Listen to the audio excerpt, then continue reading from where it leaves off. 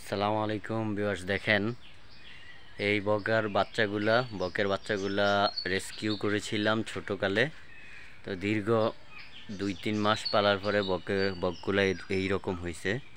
দেখেন, এই যে একটা বাচ্চা আমার হাতে, আরেকটা বাচ্চা দেখেন এই আমার পিছনে খাঁচির মধ্যে।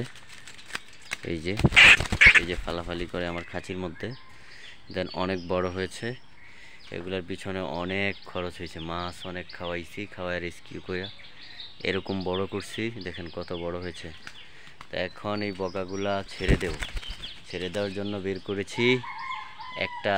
এটা হলো প্রথমটা, আর একটা আছে খাঁচির মধ্যে, একটা একটা করে ছাড়বো। দেন দেখেন এই যে ছেড়ে দিব কিছুক্ষণের মধ্যে। তাই মায়াও হচ্ছে যে কি করি, ছেড়ে দেব না রেখে দেব। অনেক দিন খুব যত্ন করে লালন পালন করছি। দেখেন কত বড় করেছি, কত সুন্দর হয়েছে বকগুলা, কত সুন্দর হয়েছে, কত সুন্দর। তো ছেড়ে দিব ভাবতেছি, কি মায়া লাগছে,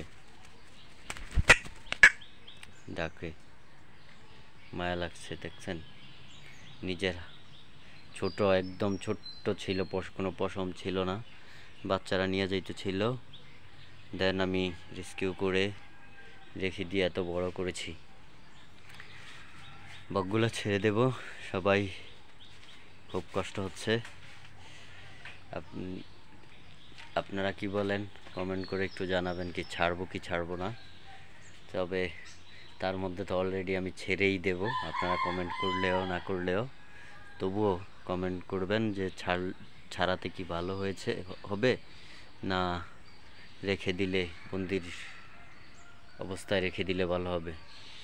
দেখছেন কত যত্ন করে, অনেক বড় হয়েছে, অনেক বড় হয়েছে, কত সুন্দর হয়েছে। লেজ বড় হয়ে গেছে, সব কিছু বড় হয়ে গেছে। দেখছেন কত সুন্দর, কত সুন্দর। সবাই বেশি বেশি একটু শেয়ার দিয়ে দিবেন, আর সবাই কমেন্ট করবেন যে ছাড়াতে ভালো হয়েছে না বন্দি অবস্থায় রেখে দিলে ভালো হতো।